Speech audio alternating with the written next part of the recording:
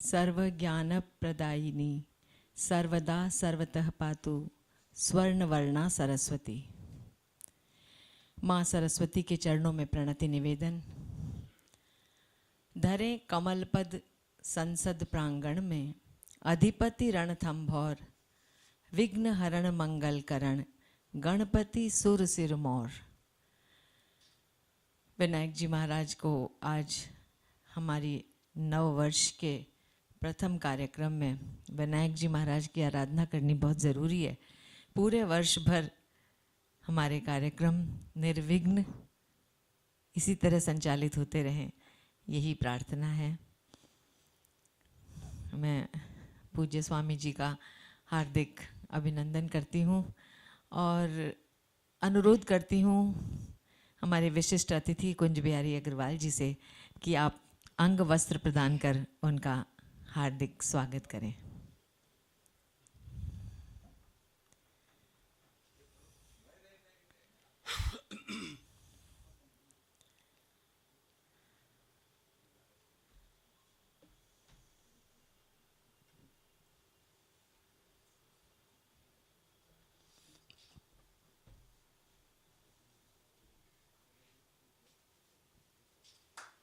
क्या बात।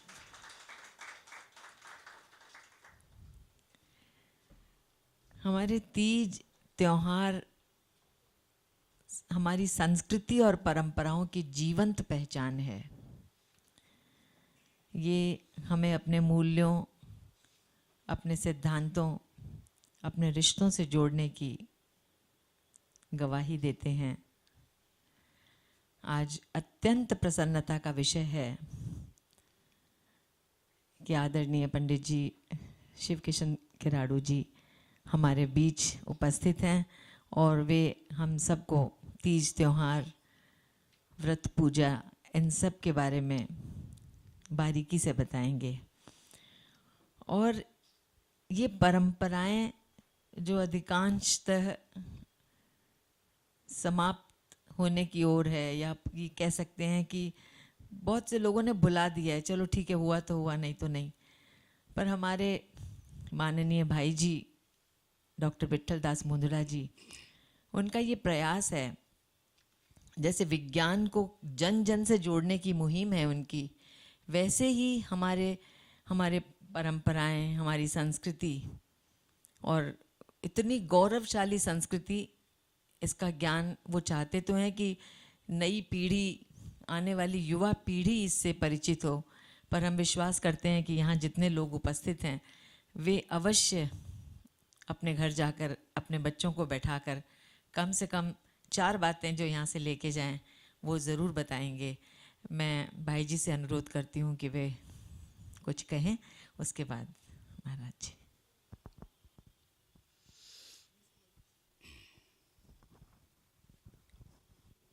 परम आदरणीय पंडित शिव किशन जी किराड़ू को सादर प्रणाम। आप सब महानुभावों को, बहनों को और मित्रों को आज नव वर्ष का सादर अभिनंदन और बहुत बहुत शुभकामनाएं हैं।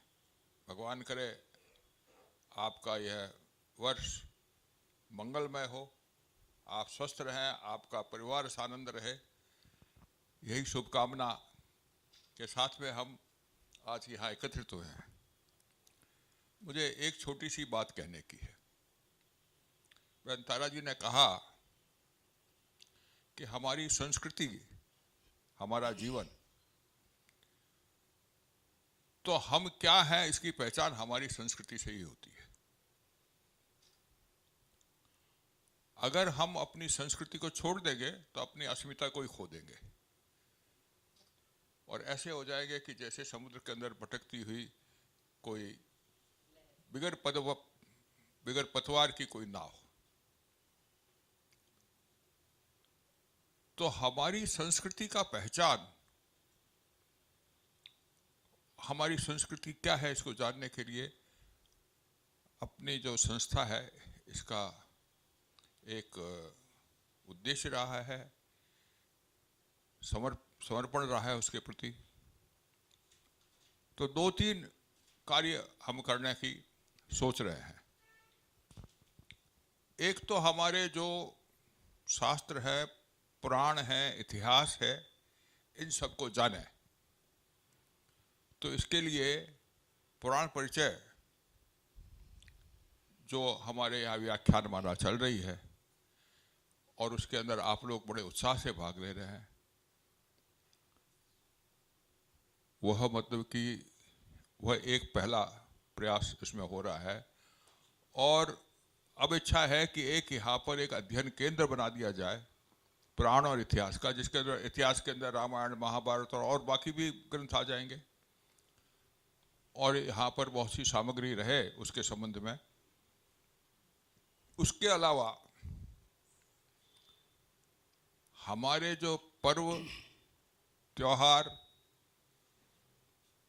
उत्सव हम जो मनाते हैं, इसके संबंध में हमको थोड़ा ज्ञान रहे। हम भूल जाते हैं। आज के इस व्यस्त जीवन के अंदर ये हमसे छूटता जा रहा है, और इससे ये छूटता केवल ये नहीं जा रहा है, हमारी मतलब की जो जीवंतता है वह छूटती जा रही है, हम खो रहे हैं। जबकि कितने दूसरी समाज के लोग इसके प्रति बहुत आग्रहशील है। मैं अपने दैनिक जीवन की बात छोड़ दीजिए, हम अपने पर्वों को ही नहीं जानते, कौन सा संवत है ये नहीं जानते हम। तो यह बड़ी, और कौन सी तिथि है, डेट तो जानते हैं लेकिन तिथि नहीं जानते, और दूसरे क्रम तो सब छूट ही गए हैं। तो इसको वापस जीवन में लाने के लिए एक प्रयास है। हमारे पंडित जी का बड़ा आशीर्वाद है, ये बीच बीच के अंदर हमको आकर के बता देते हैं कि भाई ये त्योहार है, ये उत्सव है, ये पर्व है, ऐसे इसको मना सकते हैं और इसका क्या महत्व है। क्योंकि ये जो हमारे पर्व उत्सव हैं, ये बहुत वैज्ञानिक ढंग से बनाए गए हैं, हमारे पूर्वजों ने दिए हैं। तो उसको हम जाने, और केवल जाने ही नहीं, चेष्टा करें कि कम से कम साल के अंदर कुछ त्योहार, कुछ उत्सव, कुछ पर्व हम साथ में मिलकर के मनाएं। आप परिवार के अंदर मनाते हो तो बहुत अच्छी बात है, लेकिन नहीं मनाते हो तो कम से कम यहाँ पर इकट्ठे होकर के और हम मनाएं तो सही, जिससे कि हम उसका ज्ञान होता रहे। यह एक प्रयास रहेगा और इसके अंदर आप सबके सहयोग की आवश्यकता है। तीसरी बात जो हमारे मन में आई कि हमारे जो जीवन के अंदर जो हमारी लोक संस्कृति है, हमारी जीवन की जो संस्कृति है, उसमें जो लोकगीत हैं, लोक कथाएं हैं, इस सब का भी हम जो हमसे दूर छूटते जा रहे हैं, तो उसको भी हम वापस जाने कि हमारी लोकगीत क्या है, उसमें क्या भावनाएं व्यक्त हुई हैं, और बड़ी सुंदर सुंदर बातें उसके अंदर आती हैं। तो उन लोकगीतों को, उन लोक कथाओं को वापस हम जानने का प्रयास करें, और उसके लिए भी यहाँ पर बराबर एक प्रोग्राम करते रहें। तारा बहन से अभी निवेदन हमने किया है कि भाई अगला गणगौर का उत्सव ही चलो मना लेते हैं। गणगौर का त्यौहार हमारे बहुत महत्व का है, और इसके बाद में साल के अंदर बहुत से त्यौहार आते हैं, बहुत से उत्सव आते हैं, तो हम बीच बीच में उसे मनाते रहें। विज्ञान की बात तो खैर एक आज के ज़माने की बात है, तो इसलिए उसको साथ में लाते ही हैं, लेकिन अपनी संस्कृति से संबंधित इन तीन बातों के ऊपर थोड़ा जोर रहेगा। और दूसरी चर्चाएं, साहित्य की और दूसरे शास्त्रों की चर्चाएं तो होती ही रहती हैं, वो करते रहेंगे, लेकिन इन चीज़ों को भी हम समावेश करेंगे। और इसके लिए आप सबका आशीर्वाद, आप सबके सहयोग की बहुत कामना है। पुनः बहुत बहुत शुभकामनाएं। इसके साथ में मैं पंडित जी से निवेदन करूंगा कि हमें अपने अबाध ज्ञान से थोड़ा बहुत हम जान सकें, कृपा बताएं।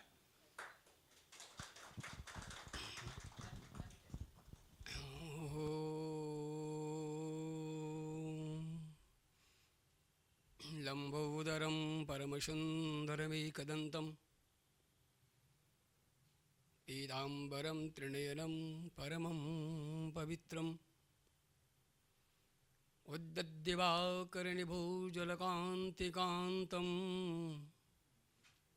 विघ्नेश्वरं सकलविघ्नहरं नमामि। नमस्ते ब्रह्मरूपाय विष्णुरूपाय ते नमः।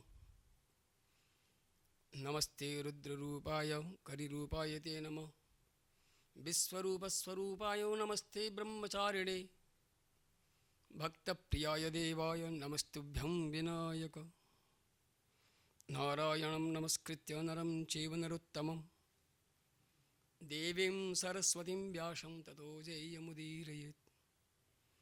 ब्रह्मानन्दं परमसुखदं केवलं ज्ञानमूर्तिं द्वन्द्वातीतं गगनसदृशं तत्त्वमस्यादिलक्ष्यम् एकं नित्यं विमलमचलं सर्वदी साक्षिभूतं भावातीतं त्रिगुणरहितं सद्गुरुं तं नमामि। सर्वप्रथम तो शब्द कहाँ से शुरू होते हैं इसका चयन हमें होना चाहिए, क्योंकि शब्द ही ब्रह्म है। जिन मंत्रों का हम उच्चारण करते हैं वो सारी शक्तियाँ हमारे ही अंदर विद्यमान है और उन्हीं के कारण से सारी क्रिया संपन्न होती है, इसलिए उन्हें स्मरण करना चाहिए। आज भारतवर्ष जहाँ पर हमारा जन्म हुआ है,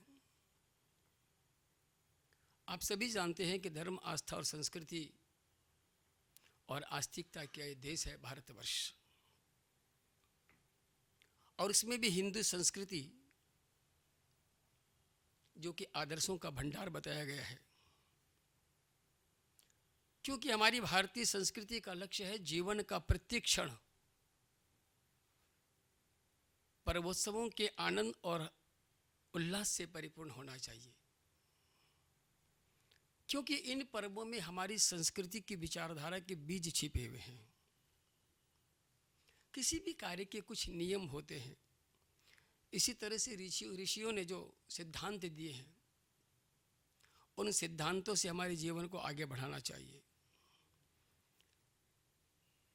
आज हमारे ग्रंथों में व्रत, पर्व, उत्सव ये हमारी लौकिक आध्यात्मिक उन्नति के साधन बताए गए हैं, और इन्हीं के कारण से दुख, भय, शोक, मोह, अज्ञान की निवृत्ति संभव है, और इतना ही नहीं, अखंड आनंद की अनुभूति संभव है। और ये जितने भी पर्व है ये समय समय पर संपूर्ण समाज को नई चेतना प्रदान करने वाले हैं।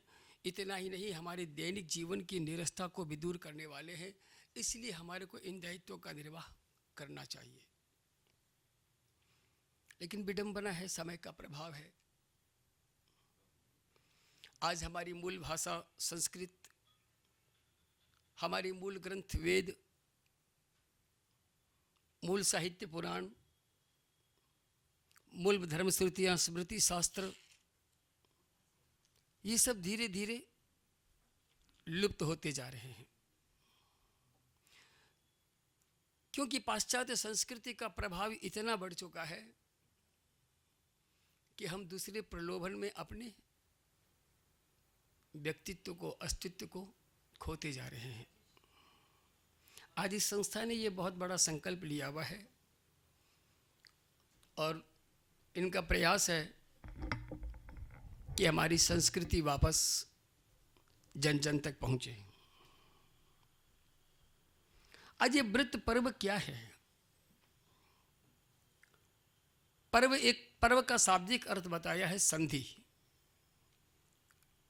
आज का दिन देख रहे हैं ना, ये भी एक बहुत बड़ा पर्व ही है, ये भी एक संधि है। एक काल खत्म होना, दूसरा काल प्रभाव होना, अर्थात प्रत्येक संधि में एक के प्रभाव की समाप्ति और दूसरे के प्रभाव का प्रारंभ। ये जो संधि है यही एक पर्व है, और ऐसे में संयम की आवश्यकता होती है। आज हमारे धर्म शास्त्रों में सृष्टि रचना के बाद कुछ क्या करना चाहिए, किस समय करना चाहिए, क्या नहीं करना चाहिए, इन पर्वों के माध्यम से सारी व्यवस्था हमारे को बताई है, जिसको आज हम समझ नहीं पा रहे हैं। क्योंकि भौतिकता इतनी प्रचंड रूप ले चुकी है कि व्रत उपवास सब लुप्त होते जा रहे हैं। लेकिन बंधुओं, आज बहुत संयम की आवश्यकता है। हमारे शास्त्रों ने तो बहुत सारे पर्व ऐसे बना दिए हैं, जैसे एकादशी, प्रदोष, रामनवमी, जन्माष्टमी, पूर्णिमा, दशहरा, दीपावली, ऐसी सुंदर व्यवस्था दे दी गई है कि इनके माध्यम से हम अपने जीवन में यम, नियम, संयम को धारण करके और अपने जीवन के लक्ष्य को प्राप्त कर सकते हैं। आज भी हमारी संस्कृति सारे विश्व में दूसरों का नेतृत्व कर रही है, इतनी क्षमता इसमें है। आज मेरे प्रभु ने सृष्टि का संकल्प लिया और सृष्टि का कार्य ब्रह्मा को दिया। कहते हैं चैत्रमासी जगत ब्रह्मा ससृद प्रथमेहनि शुक्ल पक्ष समग्रेतु तदा सूर्यो से स्थिति। उस परमात्मा ने ब्रह्मा को आदेश दिया सृष्टि निर्माण का, और उस सृष्टि में ये प्रथम सृष्टि इस युग की करी गई। वैसे तो खैर इस सृष्टि को अरबों बरस बीत चुके हैं, 1,95,58,00,000। तो सृष्टि कोई वर्तमान की नहीं है। ठीक है, कुछ तत्व ऐसे आ गए थे जिन्होंने इस सृष्टि पर अपना अधिकार जमा करके हमारी संस्कृति को नष्ट करने का षड्यंत्र किया, और उसी के लिए विक्रमादित्य राजा ने इन शकों पर विजय प्राप्त करके और चिरस्थायी इसको बनाने के लिए अपना विक्रम संवत प्रारंभ किया। तो विक्रम संवत जो 2083 है, इसका मतलब सृष्टि केवल यहीं से नहीं है। जैसे अब अंग्रेजों का अभी 2026 है, तो ठीक है, जो आधिपत्य जिनका आया है उन्होंने अपने समय को प्रारंभ करना शुरू कर दिया। हिजरी सन अलग है, अंग्रेजी सन अलग है, हिंदी सन अलग है। लेकिन विक्रमादित्य राजा ने जो कार्य किया वो एक समय गणना का भारतीय मापदंड है। आज हमारे यदि कोई महीना भी प्रारंभ होता है इस संवत के बाद, तो उसका नामकरण भी पूर्णिमा के दिन चंद्रमा जिस नक्षत्र में होता है, जैसे चैत्र की पूर्णिमा को चित्रा नक्षत्र है, तो चैत्र महीना उसको बता दिया गया। तो उसका प्रमाण है बाकायदा। कहीं कहीं ये मास संक्रांति के हिसाब से भी प्रारंभ होता है। जैसे बंगाल में हम रहते हैं तो 14 अप्रैल को पहला वैसाख है, तो वो मेष संक्रांति उस दिन से प्रारंभ होती है। वैसे भी जिस समय में इस सृष्टि को प्रारंभ किया गया था, कहते हैं सारे ग्रह उस समय मेष राशि पर ही थे उस दिन, और मेष राशि प्रथम राशि है, इसीलिए उस दिन से सृष्टि को प्रारंभ किया गया। तो ये कोई आज का हमारा आपका बनाया नहीं है, ये एक महान पर्व है। ठीक इसी तरह से हमारे भगवान सूर्य, जो कि साल में 2 बार स्थिति में परिवर्तन करते हैं, एक 14 जनवरी के बाद उत्तर दिशा की ओर अग्रसर होते हैं जिसको उत्तरायण कहते हैं, और 21 जून से दक्षिण की ओर अग्रसर करते हैं जिसको दक्षिणायन कहते हैं। और इसी सूर्य की अवस्थाओं से ऋतुओं का निर्माण होता है, ग्रीष्म, वर्षा, शरद, हेमंत और शिशिर। इस ऋतु परिवर्तन में भी कुछ पर्व ऐसे बताए गए हैं, क्योंकि इस समय भी हमारे को संयम की आवश्यकता है। ये जो अभी संवत शुरू हो रहा है ना, इसमें भी ऋतु परिवर्तन का ही है, क्योंकि इस समय में इसके पूर्व जो महीना था, सारी पतझड़ में सारे पत्ते वृक्ष एकदम टहनियों तक पहुंच गए थे, और आज सारे वृक्ष हरे भरे होने वाले हैं। आज के दिन रोगों के लिए भी, कि इस ऋतु परिवर्तन के कारण से जो रोग उत्पन्न होते हैं उसके लिए भी शास्त्र में विधान दिया गया था, प्राचीन काल में था। और आप लोग भी जानते ही होंगे कि इस दिन नीम की पत्तियों का प्राशन विधान था खून की शुद्धि के लिए। आज का नया संवत कोई वर्तमान का संवत नहीं है। बम्बई वगैरह में भी आप देखते हैं गुड़ी पड़वा को कितने बड़े रूप के में वो लोग मनाते हैं, लेकिन आज हमें तो याद दिलाना पड़ता है अपने युवा पीढ़ी को कि आज हमारा संवत है, आज भारतीय संबंध। हम लोगों ने इसमें भी विभाजन कर दिया, हिंदू और भारतीय। अरे हम भारतीय हैं सब पहले, ये भारतीय संबत है, ये ध्यान रखिए। और इस दिन तो विधान इतना बड़ा लिख दिया है कि पंचांग के श्रवण का विधान दे दिया। जैसे अभी इन्होंने कहा कि ठाकुर जी को पंचांग सुनाया जाता है, तो आज के दिन ईश्वरीय शक्ति को धारण करने के लिए और आगामी वर्ष में मंगल कामना के लिए हमारा प्रथम कर्तव्य ये होता है कि शुद्ध स्नान करके और संकल्प करें कि भगवान गणपति, इष्टदेव, कुलदेव, गुरुदेव और ब्रह्मा जिन्होंने सृष्टि को किया बढ़ाया है, वो हमारे पर प्रसन्न रहे। और ऐसी प्रवृत्ति यदि हम करते हैं तो निश्चित है कि केवल आज का दिन नहीं, सारा वर्ष आनंद की अनुभूति देने वाला बन जाएगा।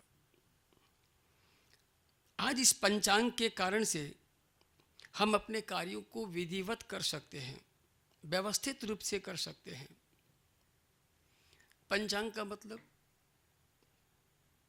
तिथि वारम च नक्षत्रम योगम करणमेव च, 5 चीज है इसमें, तिथि वार नक्षत्र योग और करण।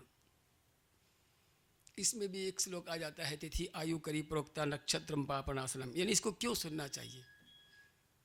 तिथि आयु करी प्रोक्ता नक्षत्रम पापनाशनम, बारम शत्रु विनाशाय योगो वृद्धिशतानि च, करणम करोतु कल्याणम चंद्रे लक्ष्मी दिने दिने।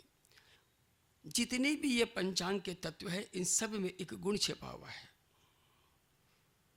आज ये तिथियां कैसे बनती है ये भी लोगों को पता नहीं है। शास्त्र में वर्णन है कि चंद्रमा की 360 की जो डिग्री की दूरी है उसको 30 भागों में बांटा गया है, और अर्थात 12 डिग्री की एक तिथि है। अमावस्या के बाद चंद्रमा की कला बढ़ती है, उसको शुक्ल पक्ष के 15 दिन बता दिए गए, और पूर्णिमा के बाद कलाएं चंद्रमा की घटती है, इसको कृष्ण पक्ष बता दिया। लेकिन प्रत्येक तिथियों का भी एक स्वामी है कि किस दिन कौन सा काम करना चाहिए, इसलिए पंचांग को समझना जरूरी है। वार का भी विधान वैसे ही है, ग्रहों के आधार पर वारों का चयन किया गया है, किस दिन किस वार कौन सा कर्म करना चाहिए, अर्थात वार के अनुसार अगर हम काम करें तो हमारे काम में प्रभाव बनता है। ठीक उसी तरह से नक्षत्र का भी विधान है। चंद्रमा पृथ्वी से जिस नक्षत्र पुंज में हमें दिखाई देता है, उसी दिन वही नक्षत्र मान्य किया जाता है, और प्रत्येक नक्षत्र का अपना एक प्रभाव है। जैसे आज किसी बच्चे ने जन्म लिया तो आज चंद्रमा किस नक्षत्र पर था, उसी नक्षत्र का प्रभाव उस बालक पर पड़ता है, और उसी के हिसाब से उसका जीवन का विश्लेषण होता है। ठीक इसी प्रकार से योग है।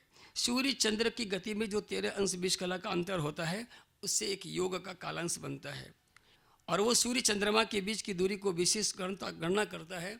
ऐसे कुल योग 27 बताए गए हैं। उसमें अनुकूल योग में अगर हम कोई काम करें तो निश्चित है कि हमारा काम सफल बनता है।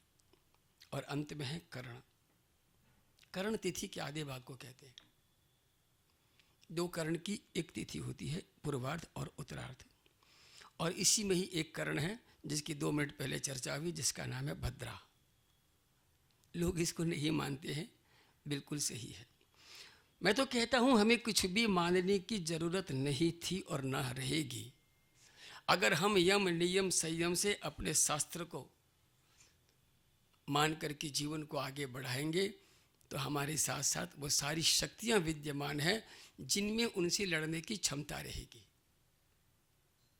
और ये जिसको हम पुण्य बल कहते हैं।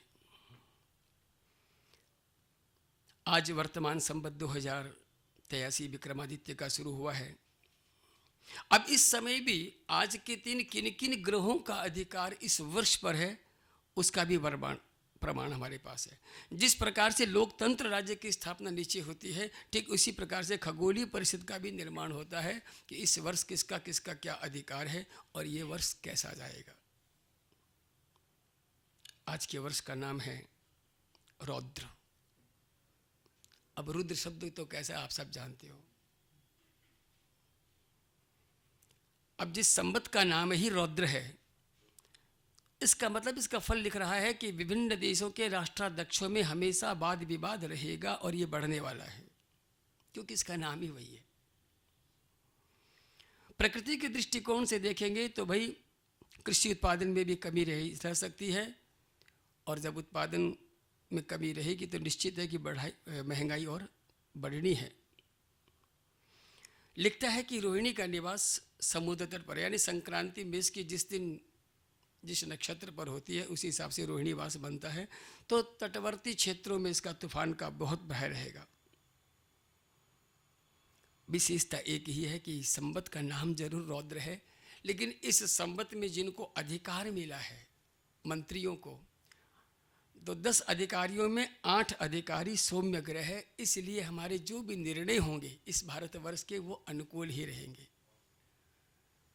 हाँ, 2 ग्रह कमजोर आ गए, एक मंगल और एक शनि, और वही संजोग से मंत्री बन गया मंगल। ऐसे दृष्टिकोण से देखा जाए तो मंत्री को साहसी होना जरूरी है, कुछ कड़वे निर्णय लेना जरूरी है, जो प्रधानमंत्री है हमारा। और प्रकृति के दृष्टिकोण से बताया है कि जहाँ मंत्री मंगल का प्रभाव से ग्रसित रहता है तो उस देश में अग्निकांड, दुर्घटना, आतंक ये सब रहते हैं, और ये धीरे धीरे कुछ युग का दोष है और कुछ इस ग्रह के कारण से बढ़ेंगे। शनि की दृष्टि लिखता है इस बार उत्तर दिशा की तरफ विशेष है, अर्थात जम्मू कश्मीर, हरियाणा और बाहर में अगर देखें तो यूपी, यूएसए, ईरान, इन सब में जो उग्रवाद आप देख रहे हो ये बढ़ेगा, यानी विश्व शांति भंग होने की पूर्ण आशंका चल रही है। ऐसी स्थिति में अगर हम यम, नियम, संयम और अपने सिद्धांतों को अगर और भूल जाएंगे तो कल हमारी क्या स्थिति होने वाली है, इसी का चिंतन है और इसी के लिए सब चर्चा चलेगी। आज इस पंचांग से हमें कब क्या करना है, कब किस लिए किस कर्म को नहीं करना है, हमारे जीवन में बहुत बड़ा मार्गदर्शन इससे मिलता है। इसीलिए पंचांग को समझना जरूरी होता है। कैलेंडर में इतना नहीं है, कैलेंडर में केवल डेट है, और डेट तो रात को निशारात्रि में परिवर्तित होती है, लेकिन हमारा दिन सूर्योदय से परिवर्तन होता है, हमारा वार सूर्योदय से परिवर्तित माना गया है। अब रहा कि जो भी संवत है, जैसा भी संवत है, हमें करना क्या चाहिए, क्योंकि हमें हर परिस्थितियों का सामना करने की शक्ति हमारे इन ईश्वरीय साधनों से मिलने वाली है। तो आप लोग देख रहे हैं कि भी संवत के पहले दिन किसकी उपासना लिख दी गई? नवरात्रि आती है, माँ की उपासना, यानी कुल देवी का पूजन।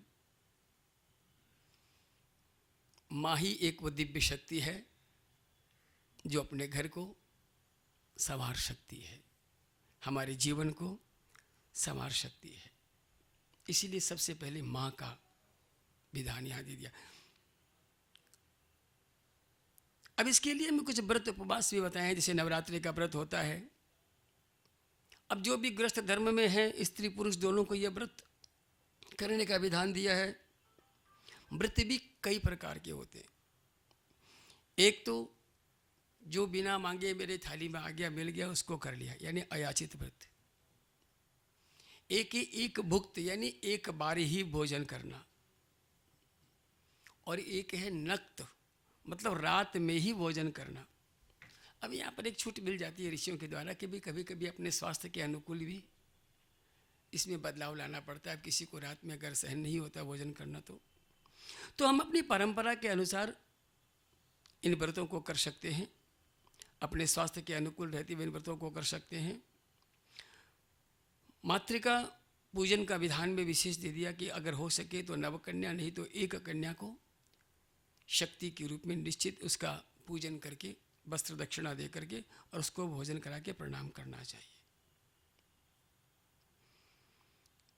ठीक चैत्र के प्रारंभ होते ही माँ की उपासना के बाद एक और सात्विक शक्ति की उपासना शुरू होती है, जिसका नाम है गणगौर। अब भगवान ने जब गृहस्थ जीवन दिया है तो उस गृहस्थ जीवन के लिए ये गणगौर पर्व बनाया है। और चैत्र शुक्ल तृतीया को दाम्पत्य जीवन के उच्च आदर्श की शिक्षा के लिए ये पर्व है। और हम आज भी शिव पार्वती रूप में ईश्वर गौरी का पूजन करते हैं। ईश्वर का अपभ्रंश हो गया ईश्वर और गौरी का हो गया गवर। ये व्रत कुमारियों को भी करना है, करना चाहिए, सुहागिन स्त्रियों को भी करना चाहिए। सौभाग्य कामना का सबसे बड़ा ये व्रत है। इसलिए गण गौर, गण है शिव और गौर वो है गौरी। ठीक इसके बाद जो एक व्रत आता है इसी चैत्र महीने में, जिसका नाम है रामनवमी। आज मेरे राम को, जो कि पूर्ण ब्रह्म है, इस मानव रूप में क्यों आना पड़ा? क्योंकि रावण के अत्याचार से सबका अस्तित्व संकट में पड़ चुका था और इसीलिए मेरे राम को आना पड़ा। आज राम का संदेश क्या था, हमें यह समझना चाहिए। क्यों ये पर्व बनाए गए हैं और क्यों इनके लिए उपासना बनाई गई है, ये व्रत वगैरह की। भगवान राम समझा रहे हैं कि ज्ञान की सीमा का विस्तार करिए, आत्मा के साथ विश्वात्मा को पहचानिए, हर परिस्थिति में आनंद में रह करके दूसरों को आनंद देने का संकल्प करिए। यही तो मेरे राम का जीवन था। श्री राम ब्रह्म होते हुए भी मित्रों के साथ मित्र, माता पिता के लिए पुत्र, स्त्री के साथ पति, ब्राह्मणों के लिए शिष्य, और इतना ही नहीं, सबसे निष्काम प्रेम करते थे। जब तक हम उनके इन विचारों को नहीं समझेंगे, उनके व्रत करने से भी क्या होगा? व्रत का मतलब क्या होता है? उनके प्रति आस्था, उनके प्रति विश्वास, उनके प्रति श्रद्धा जो हमारी होनी चाहिए उनके कर्मों से। उसके लिए हम उनके पास दिन भर बैठते हैं और उसकी साधना करते हैं। आज मेरे प्रभु राम शरणागत वत्सल थे, अर्थात ये सारे गुण प्रभु ने हम लोगों को दिए हैं जो उन्होंने करके बताए थे। आज सीता चरित्र से पति के साथ कैसा व्यवहार करना, संकट में भी कभी स्त्री पुरुष को एक दूसरे का साथ नहीं छोड़ना, ये किसने बताया? सास ससुर, माता पिता, देवर सेवक, इतना ही नहीं, अगर कोई शत्रु भी है तो उसके साथ कैसा व्यवहार करना। क्या रावण को मारना राम के लिए कोई बहुत बड़ी बात थी क्या? लेकिन फिर भी उसको पहले समझाया। हमारा जीवन भी ऐसा ही होना चाहिए भाई। तो ऐसे अवतारों की जयंतियां आज हमारे को उत्सव के रूप में मनाने की आज्ञा क्यों दी गई? ताकि उनके जीवन चरित्र को हम अपने जीवन में अपना सके। खाली रामनवमी है, व्रत करना चाहिए, व्रत कर लिए, भूखे रह गए, 4 बार भोजन कर लिया, इनसे क्या होगा? जब तक उसके रहस्य को ही नहीं समझ पाएंगे कि क्यों है ये सब। भगवान का प्राकट्य परमानंद की अनुभूति के लिए होता है, भौतिक सुख के लिए नहीं। नमो देवाधिदेवाय रघुनाथाय शरण्ये चिन्मय आनंद रूपाय सीताया पते नमः। आज सीताराम, राधा कृष्ण, ये नाम इस तरह से क्यों लिए जाते हैं? क्योंकि इसमें स्त्रियों का बहुत बड़ा योगदान होता है। आज जितनी भी हमारी पुरानी माताएं थी तपोनिष्ठ थी, और इन स्त्रियों के पास भी बहुत बड़ी तपस्या का प्रभाव था, जिनके कारण से भी मेरे भगवान एक साथ मिलकर के और गृहस्थ जीवन की शिक्षा देते हुए, ऐसा कहते हैं कि भगवान का शरीर हमारे आपके तरह से दिखता है, लेकिन चिन्मय शरीर है, ऐसा शरीर है नहीं। योग माया का आश्रय लेकर के वो हमारे को साधारण की तरह से दिखते हैं, लेकिन है नहीं मेरे प्रभु ऐसे। और इसी चैत्र में एक और लास्ट में पर्व मिलता है हम लोगों को, जो है चैत्रदी पूर्णिमा को। कौन सा अवतार? हनुमान जयंती। हालांकि शास्त्रों में इसमें भी 2 अंतर अलग अलग है। कार्तिक कृष्ण चतुर्दशी को भी उल्लेख कहीं कहीं आ रहा है, यहाँ पर पूर्णिमा का भी शास्त्र में वर्णन आया है। कहते हैं कि रामावतार के समय ब्रह्मा जी ने देवताओं को बानर भालू के रूप में प्रकट होकर के राम की सेवा का आदेश दिया था, इसलिए उन्होंने ऐसा अवतार लिया। क्योंकि हमारे को कोई भी मिल जाए, हमको उसके स्वरूप से मतलब नहीं है, उसके अंदर गुण क्या है उससे मतलब है। यहाँ पर भगवान ये सिखाना चाहते हैं। कहते हैं कि एक बार तो सूर्य को लाल फल समझ करके मेरे प्रभु चटका गए उसको। अब उसी समय जो प्रभु खाने के लिए आगे बढ़े तो राहु वहां पहुंचा हनुमान जी ने उसको धक्का दिया तो वो तुरंत गिर पड़ा। इंद्र को क्रोध आ गया, अच्छा इसको गिरा दिया। इंद्र ने भगवान के ऊपर ठुड्डी पर एक वज्र चलाया। अब तो वायुदेव ने कुपित होकर के वायु ही बंद कर दी। सारी प्रजा को व्याकुल देख करके ब्रह्मा सभी देवता वायुदेव के पास गए। ब्रह्मा के स्पर्श से हनुमान जी सचेत हुए। ब्रह्मा ने वरदान दिया, तुम्हारा ये पुत्र अजय होगा, युद्ध में कोई भी इसको पराजित नहीं कर पाएगा। और रावण के साथ युद्ध में पराक्रम दिखा करके उसी ने राम का सहयोग किया। तो ये सब साधारण तत्व नहीं थे। चैत के बाद एक आता है महीना बैसाख का। अब इस बैसाख महीने का भी शास्त्रों में बहुत बड़ा वर्णन है। बैसाख में गर्मी रहती है विशेष। अब उस गर्मी में आपका कर्तव्य क्या होता है? जल दान करने का। तो भगवान यहां लिखते हैं कि जो लोग प्याऊ लगाते हैं इस समय में, उनको भगवान स्वयं प्रसन्न करके अपने लोक में वास देते हैं। इतना ही नहीं, यदि कोई अपने जीवन में आगे बढ़ना चाहता है, किसी पर आश्रित होकर के किसी की छाया लेना चाहता है, तो इसमें लिखते हैं कि उस गर्मी में यदि वो छत्ते का दान दे तो छाया मिलती है, और यदि हवा चाहती हो तो पंखे का दान है। बैसाख में देवता मधुसूदन रूप में आते हैं, और उस समय सूर्य मेष राशि पर जब होता है तो प्रचंड गर्मी रहती है, क्योंकि मंगल स्वामी है मेघ का। उस समय मधुसूदन भगवान से प्रार्थना करनी चाहिए, मधुसूदन देवेश वैशाखे में सिजरवो प्रातः स्नानम करिष्यामि निर्विघ्नं कुरु माधव। बैसाख में स्नान का भी बहुत बड़ा उल्लेख मिलता है। और इसी बैसाख में एक पर्व अभी कुछ दिन बाद आएगा भी, अक्षय तृतीया।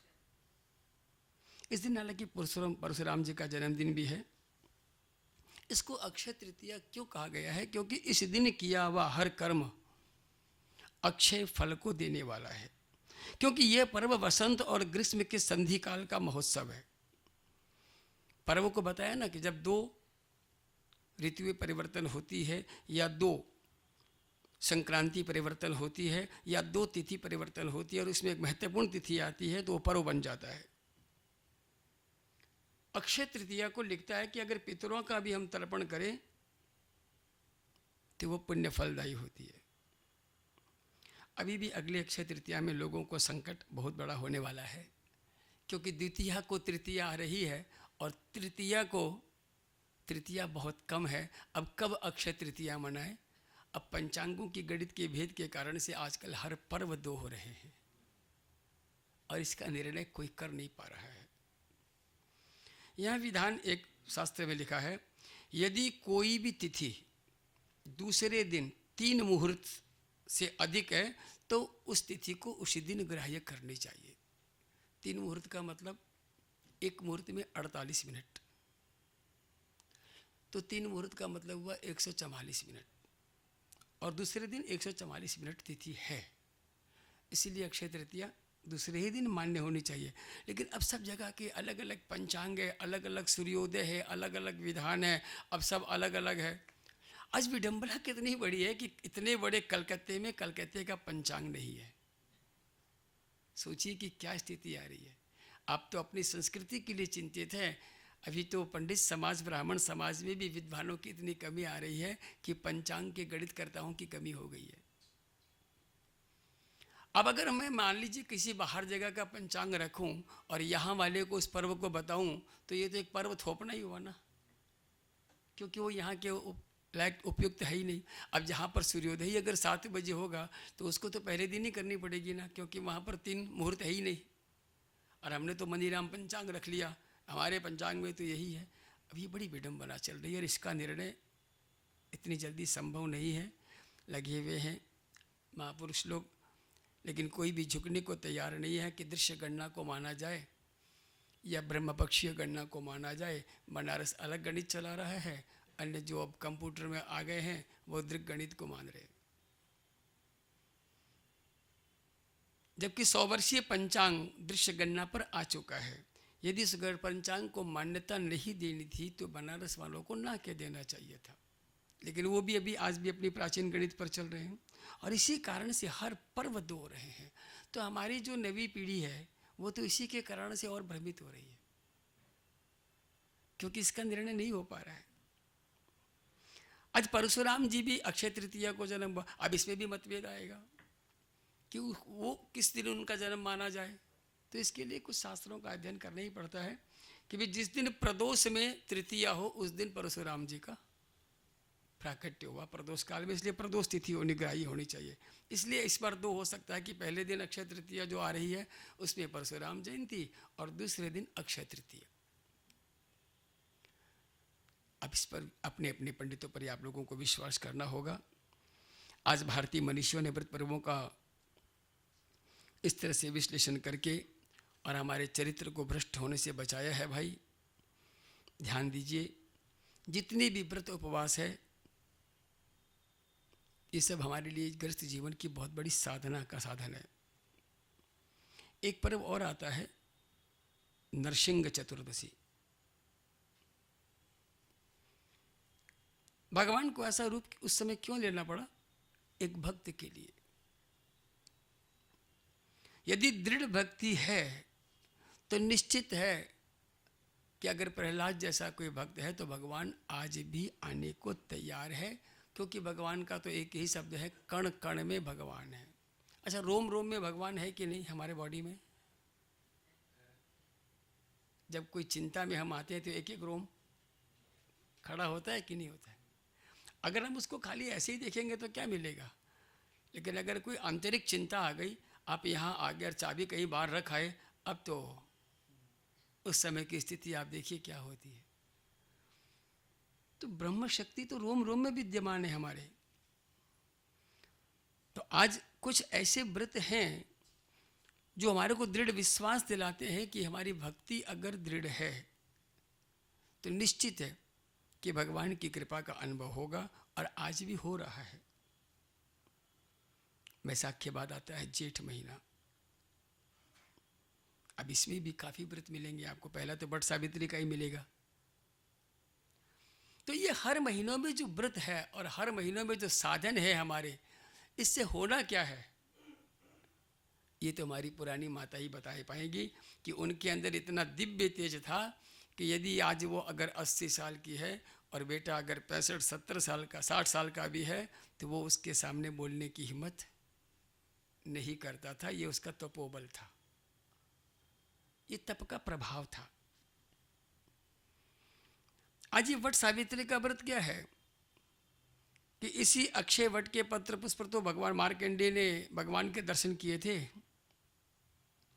वटमूल्य स्थितो ब्रह्मा वट मध्य जनार्दन वटाग्रे तु शिशोदेव सावित्री वट समिता। और सावित्री ने इस व्रत को किया था और अपने पति की प्राप्ति के लिए इस व्रत के प्रभाव से जो मरणासन नहीं मृत्यु को प्राप्त कर चुका था उसको भी जीवन दान दिलाने में वो सक्षम हो गई। तो व्रत उपवास में बड़ा विधान है, क्योंकि सुख जो है केवल अपनी आयु का स्वयं को नहीं, न जाने कितनों की आयु का सबको मिलना है, ये ध्यान रखिए। और वैज्ञानिक दृष्टिकोण से देखें तो आज वट वृक्ष का बहुत बड़ा महत्व है। आज कितनी हानिकारक गैसों को नष्ट करके वातावरण को ये शुद्ध करने में सहायक है। इसीलिए तो आज वृक्षों को इतना बड़ा महत्व दे दिया। ये मेरे प्रभु की निर्गुण शक्तियां, जितने भी वृक्ष दिखाई दे रहे हैं ना, इसका भी बहुत बड़ा इतिहास है। ये सब प्रभु की निर्गुण शक्तियां हैं। इसी जेठ महीने में एक और तिथि आती है जिसका कहते हैं गंगा दशमी। ये जेठ शुक्ल दशमी को आता है और इस बार ज्येष्ठ 2 है और इसमें विशेष महत्व समझ में आया है ग्रंथों में कि इसको अधिक मास में माना जाएगा, क्योंकि अधिक मास में ही उसका प्रादुर्भाव था। आज ये गंगा दशमी को जो हम लोग व्रत उपवास करते हैं, किस लिए किया जाता है?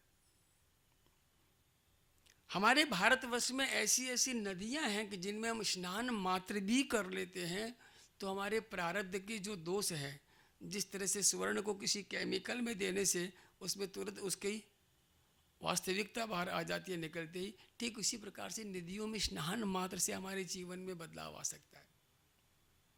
और यहाँ पर तो विधान एक आया था कि भी इसमें स्नान करने से 10 प्रकार के पापों की निवृत्ति संभव निश्चित है। वो 10 पाप कौन से हैं इसको भी समझा देता हूँ। पहला है बिना दिए हुए दूसरे की वस्तु को अपना लेना, ये हमारी सबसे बड़ी भूल है। दूसरा है शास्त्र वर्जित जो कर्म है उसको हम जो कर रहे हैं, किसी की हिंसा करना, ये सबसे बड़ा दोष है। और अपनी शीला स्त्री को छोड़कर परस्त्री का जो गमन लोग करते हैं, ये तीसरा दोष है। कटु वाक्य किसी को कहना, ये चौथा दोष है। बात बात में झूठ बोलना, ये पांचवा दोष है। और परोक्ष में किसी के दोष को कहना, ये छठा दोष है। और व्यर्थ की बातें करना, ये सातवां दोष है। किसी का धन अन्याय से लेना, ये आठवां दोष है। और मन से भी किसी का अनिष्ट का चिंतन करना, ये नौवां। और नास्तिक बुद्धि रखना, 10वां दोष।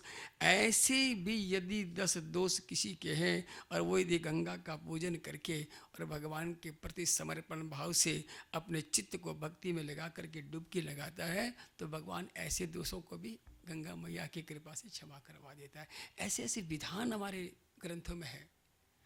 क्योंकि हम संसारी हैं, गलतियां होनी हमारी स्वाभाविक है। इसके लिए इतने यम नियम संयम साधन बनाए गए हैं, ये व्रत उपवास बताए गए हैं। ठीक इसी ज्येष्ठ में एक और आती है एकादशी, जिसका नाम है निर्जला। किसने की थी ये? भीमसेन ने।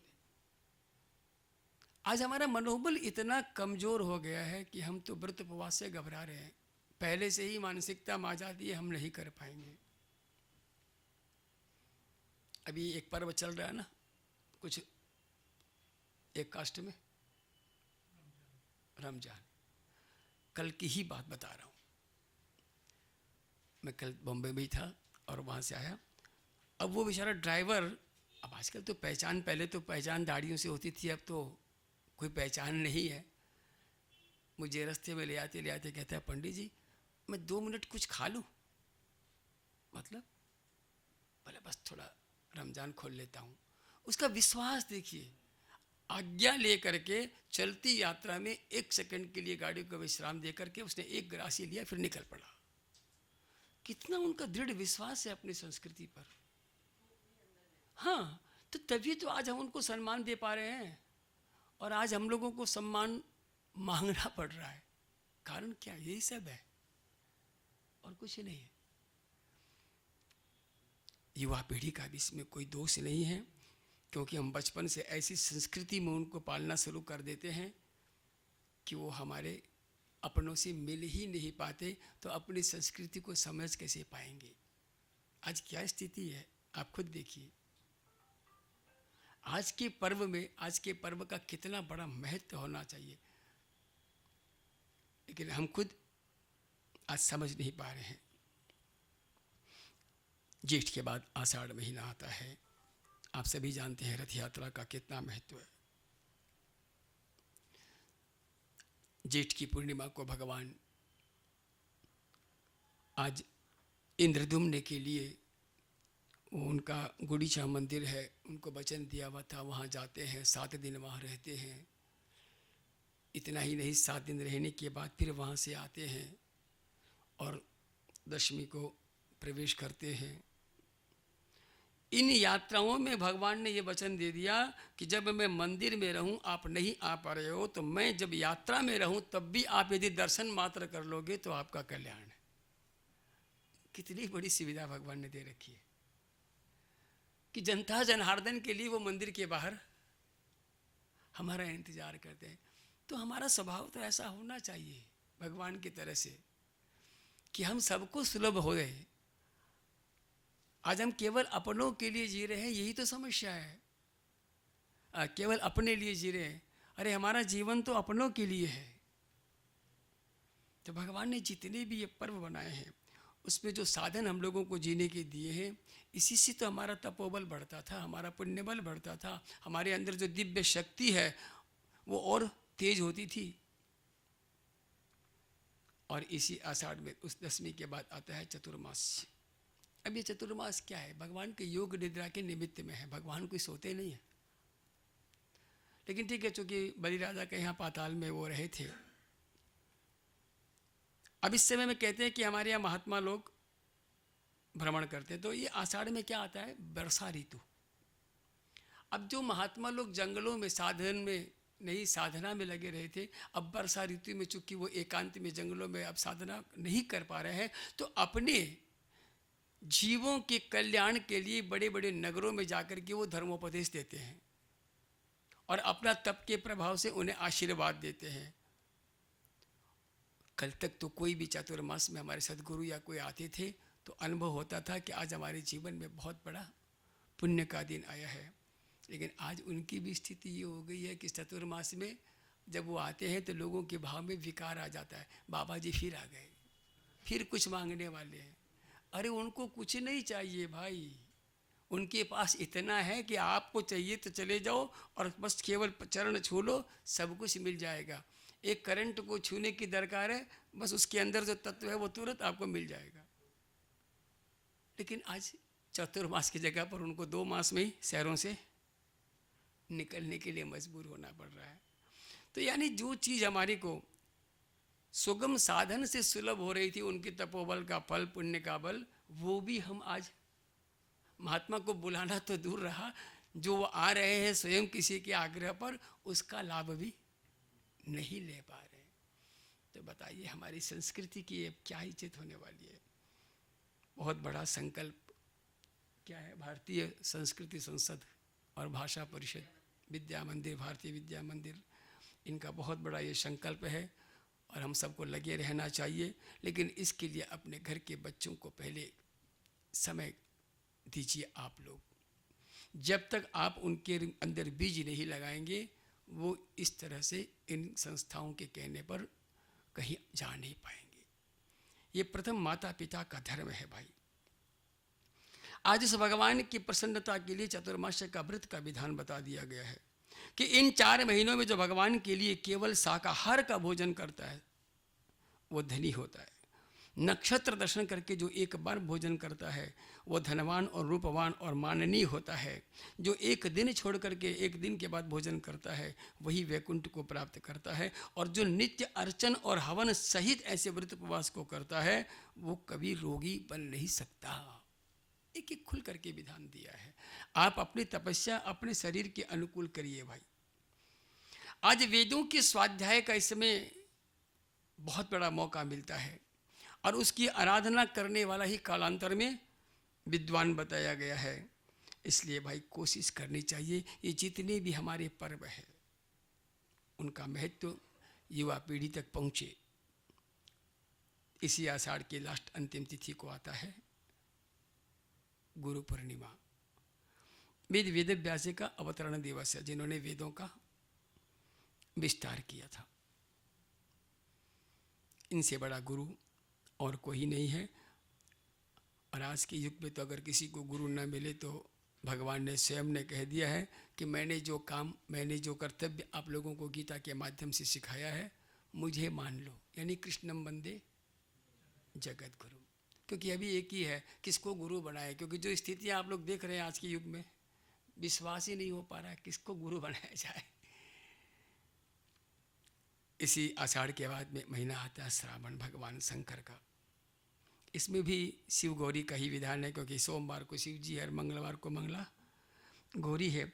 ये जितनी भी व्रत उपवास सौभाग्य की वृद्धि के लिए है, ये हमें हमेशा करते रहने चाहिए। आज हम पतिव्रत धर्म को नहीं समझते हैं। पतिव्रत धर्म का मतलब क्या होता है कि गृहस्थ जीवन के बाद स्त्रियों का जीवन पति के लिए ही है। और उसके लिए पति को परमात्मा क्यों कहा गया है? 2 ही तो होते हैं, या तो भगवान कुछ देने वाला है या भगवान का भेजा हुआ जो मेरी ज़िंदगी में है वो मुझे कुछ देने वाला है। तो अभी देवता किसे कहते हैं? जो देने वाला है। तो पति को देवता मानने में क्या तकलीफ है? लेकिन आप तो उसको देवता मानते हो जो कुछ बोलता नहीं है। अगर ये भी बहुत बड़ा विषय है। कल तक हम बचाने की कला सिखाते थे, आज हमने उनको कमाने की कला सिखा दी, इसलिए वो अपने में आ गई, क्योंकि वो आश्रित नहीं है। कल तक हम आश्रित थे। आज भी यही डिफरेंस है कि युवा पीढ़ी को यही लग रहा है कि हम किसी पर आश्रित नहीं है, हम मेहनत करते हैं तो खाते हैं, और हमारे पुराने पूर्वज बुजुर्ग, हमारे को तो भगवान की कृपा से जो मिल जाता है प्रसाद, बस हम तो उसी को ले लेते हैं, हमारे को देने वाला यही है। तो ये विचारधारा ही का तो फर्क आया है। लेकिन ये युग का प्रभाव है। इस युग के प्रभाव में मानते तो सभी है, लेकिन जानते नहीं है कि यथार्थ क्या है। इसी श्रावण में एक पर्व आता है, रक्षाबंधन का पर्व। जब असुरों ने स्वर्ग पर विजय प्राप्त कर ली थी, इंद्र घबरा गया, इंद्राणी को चिंता हो गई। इंद्राणी ने अपने पति को कहा, चिंता मत करिए, मैं ऐसे रक्षा सूत्र को तैयार कराऊंगी, आप उसको बांध करके जाइएगा, ब्राह्मणों को बुला करके उनका आशीर्वाद दिलवा करके वो रक्षा सूत्र बांध दूंगी, आपको विजय प्राप्त होगी। आज हम केवल भाई बहन तक का ये पर्व समझ रहे हैं, लेकिन ये गुरु का भी पर्व है, भाई बहन का भी पर्व है रक्षा विधान। एक समय था लोग बुला करके कहते थे, पंडित जी रक्षा तो बांधिए। आज तो अगर किसी के यहाँ चले जाएं तो उसको विचार आता है, फिर पंडित जी आ गए क्या, उनको 11 रुपये दे दो यार, पता नहीं आज कितने आएंगे दिन भर में। अलो, अरे कौन किसके यहाँ जाता है? अरे अगर कोई भी किसी के यहाँ गया है तो कुछ दे करके ही आएगा।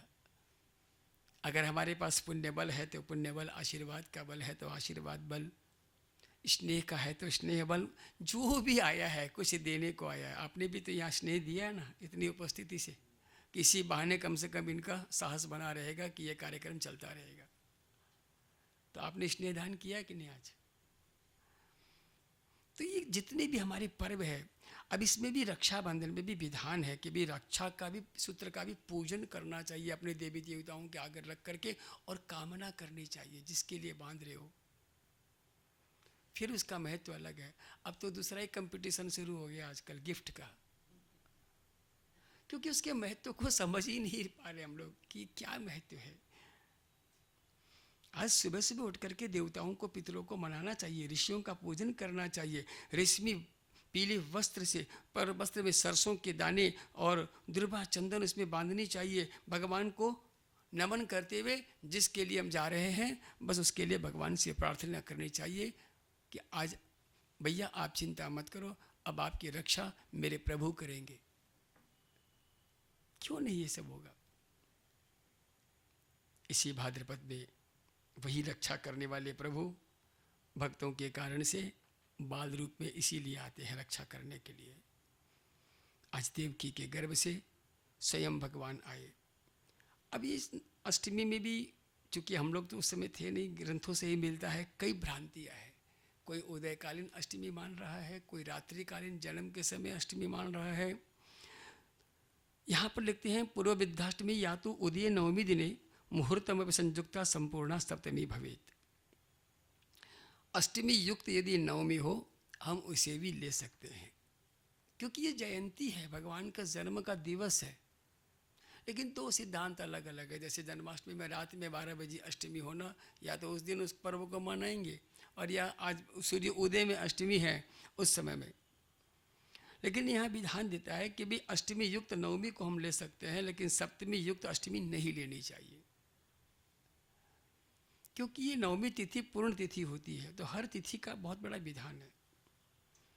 बंधुओं, ये भारत भूमि अनंत अनंत तीर्थों की भूमि है, मनुष्यों की कर्म भूमि है, ऋषियों की तपोभूमि है, धर्माचार्यों की साधन भूमि है, और भगवान श्री हरि के अवतार की भूमि है। आज जीवन को यदि हमें आदर्शमय बनाना है तो ये जो हमारे शास्त्रों में, मुझे भी बहुत ढूंढने से ये पर्व मिला है कल्याण। आज मैंने इन बाबू को बताया, मैं कि आपने मेरे को एक बहुत बड़ा विषय दे दिया है अध्ययन करने के लिए, और बहुत सुंदर ही अंक मिला, व्रत पर्वोत्सव अंक। उसी में से आज दिन भर अध्ययन कर रहा था, क्योंकि मेरा देखिए व्याख्यान देने का कर्म तो नहीं है, मैं तो पूजा पाठ कराने वाला कर्मकांडी हूँ। लेकिन ठीक है, इनका आदेश हो गया कि आप पढ़ना मत छोड़िए, तो चलिए खुशी की बात है। और अध्ययन तो एक ऐसा है कि हर उम्र तक करना चाहिए, आज भी ये लोग कर रहे हैं। तो आज भी शास्त्रों के माध्यम से जो व्रत, उपवास, पर्व, उत्सव, यज्ञ, अनुष्ठान आदि विधान जो बताए गए हैं, इसमें जो नक्षत्रों का जो योग मिलता है, उसी से देव शक्ति का प्रभाव हमारे को अनुभव होता है। और इसीलिए तिथियां बनाई गई है कि किस तिथि को हमें कब क्या करना चाहिए। अब यहाँ पर एक आ गया अष्टमी रोहिणी युक्ता चार्ध रात राभेद। यदि अष्टमी मिल रही है रात को, सप्तमी को भी, लेकिन वो अष्टमी यदि रोहिणी युक्ता मिल रही है तो वो सही है। तो ऋषियों के अपने अपने अनुभव है, क्योंकि ये आज हमारे वर्तमान के बनाए हुए व्रत उपवास नहीं है, ये हमारे ऋषियों के अनुभव के व्रत उपवास हैं कि जिनकी उपासना उन्होंने करी है और उनका अनुभव उन्होंने लिखा है। और ये स्मृति शास्त्र है, जीवों के कल्याण के लिए जो स्मृति माया उन्होंने हमारे साधन को लिख दिया, और आज वो मार्गदर्शन हमारे लिए हमारे सामने है। ऐसा ही एक पर्व है गणेश चतुर्थी का। ये तिथि भी मध्याह्न व्यापिनी बताई गई है, और इसका जो व्रत का विधान है नक्त विधान। नक्त का मतलब रात में करना। हाँ, अब रात का मतलब ये नहीं कि निशा रात्रि में, आप सायंकाल के बाद में कर सकते हो। मध्याह्न में पूजन कर लिया, जो कि 12 बजे पूजन होता है, और सायंकाल में इस व्रत को कर सकते हो। और चढ़ाना कुछ नहीं है, बस भगवान को केवल क्या चढ़ाना है, दुर्वा और मोदक। अच्छा, देवताओं को मोदक क्यों प्रिय होता है? लड्डू टूटते हैं कि फूटते हैं? बड़े से छोटा हो सकता है, लेकिन उसका बीच का संधि कहीं दिखाई नहीं देगा कि वो कहाँ कितना टूटा है। इसीलिए तो हमारे शादी विवाह में भी क्या बढ़ते हैं, हाँ भाई इतना बड़ा था इतना हो जाएगा, यही तो होगा। तो ये तो हमारा जितना भी जीवन में निखार आएगा, अब कभी अधिक आ गया कभी कम आएगा, बस यही है। हमारे से गणपति को मोदक भी प्रिय है, दुर्बा भी प्रिय है। दुर्बा की भी एक विशेषता आप लोगों ने देखी है क्या? अगर 4 दिन से लाई हुई दुर्बा है और उसका आप हल्के से सीले कपड़े में रख दो, वो चारों दिन हरी भरी रहेगी, सूख नहीं सकती है। अभी पिछले 1 हफ्ते से मैं बॉम्बे में था, प्रयोग कर रहा था, एकदम वही कि मैंने कहा आप कैसे रखते हो? बोला नहीं, माई ने बताया था, मम्मी जी ने, उस कपड़े में हम लोग हफ्ते हफ्ते पर रखते हैं, और वही का वही हरियाली उसमें, और वही का वही कड़क उसमें। विधान है सब, और उसके अंदर जो अंकुर है वो इस तरह से है कि आप बीच वाले को निकाल सकते हो, टूटेगा नहीं। जबकि कहाँ होता है? धरती पर। कितनी बड़ी भगवान की कला है। इसी तरह से एक दुर्वा से सीखना है कि भाई गृहस्थ में रहना ज़रूर है, लेकिन साथ में दिखना ज़रूर है, लेकिन अपना व्यक्तित्व हमें अलग ही बना के रखना है। यही तो दुर्वा है। ऐसा ही एक व्रत है ऋषि पंचमी का। स्त्रियों के लिए तो समझने के लायक व्रत है ये। ठीक है, ब्राह्मणों के लिए ऋषि पूजन अलग तत्व है, श्रावणी महत्व अलग है। यहाँ लिखता है कि रजस्वला अवस्था में घर के पात्र आदि में जो स्पर्श दोष होते हैं और उससे जो पाप होता है, वो स्त्रियां यदि इस व्रत को करती है तो इस दोष से उनको मुक्ति मिल जाती है। यानी उस रजस्वला स्थिति में जो भी अब स्पर्श दोष बनता ही है, कितने ही कर ले। हालांकि इसका भी आज के युग में कोई महत्व नहीं रह गया है। तो धीरे धीरे देखिए, सारा तप क्षीण होने के कारण से आज समाज तो दूर की बात है, घर में भी अपने आप को आपकी मान्यता मिल रही है क्या? नहीं मिल पा रही है। लेकिन यहाँ पर कुछ ऐसे व्रत विधान दे दिए कि अब ठीक है, जैसी स्थिति में भी है तो ऋषि पंचमी का व्रत भी हर उस स्त्री को करना चाहिए जिनको इस रजस्वला अवस्था में पात्र आदि का दोष स्पर्श हो रहा है, उनके लिए विधान आ गया। और इसमें करना क्या है? सप्तऋषियों का पूजन करना है और अरुंधति का पूजन करना है। बस विशेष ध्यान एक ही रखना है, नमक का प्रयोग उसी दिन नहीं करना चाहिए। ये कुछ नियम है बस। और ऐसा ही एक पर्व भाद्रपद में आता है जिसको आप सब जानते होंगे, वैष्णव राधाष्टमी। ये क्या है? ये भगवान की आह्लादनी शक्ति है। आज भगवान श्री कृष्ण के प्राणों के अधिष्ठात्री है। हर व्यक्ति के अंदर एक शक्ति विद्यमान है। इसी तरह से भगवान के अंदर भी ये भगवान की शक्ति विद्यमान थी, लेकिन कुछ लोगों ने पूछ लिया आप इतने खुश कैसे नजर आ रहे हो, मेरे को बताओ। तो उसके लिए भगवान को अपनी शक्ति को प्रकट करवाना पड़ा जो राधा रूप में आई। बाकी भगवान की आह्लादनी यानी अंतरंग शक्ति है, तो ये राधा ही कृष्ण है और कृष्ण ही राधा है, ऐसा शास्त्रों में वर्णन आता है। और वही वृषभानु के यहाँ जन्म ली थी।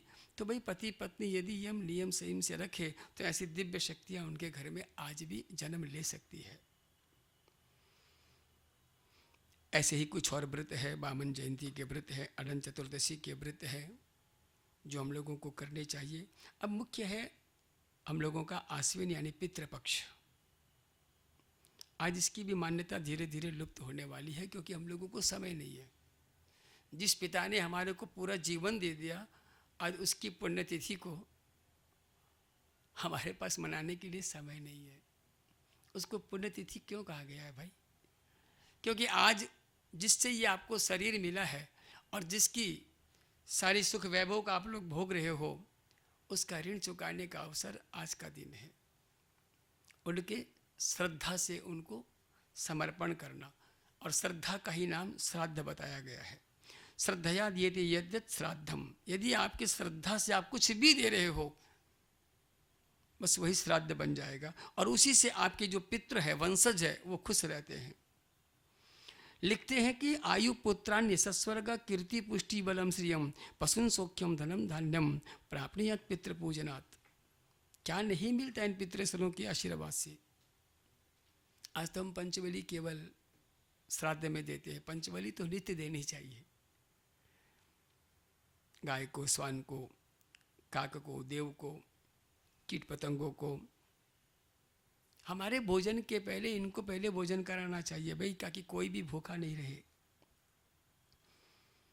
श्राद्ध में एक विशेषता क्या बताइए? बस उसी को खाली है, त्रीणि श्राद्धे पवित्राणि दोहित्र कुतपस्त्रिता।